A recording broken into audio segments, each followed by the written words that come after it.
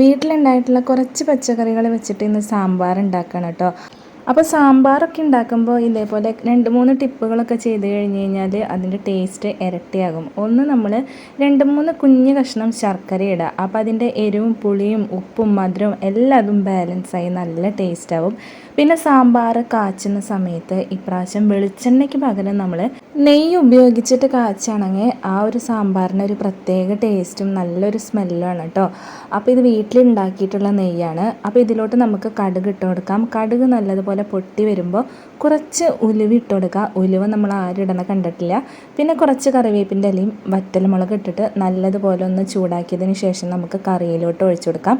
എന്നിട്ട് സെർവ് ചെയ്യണ നേരത്ത് മാത്രം നമ്മൾ തുറന്ന് ഉപയോഗിക്കുക.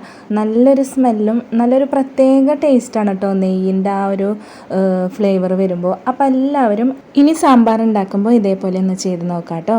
Thank you.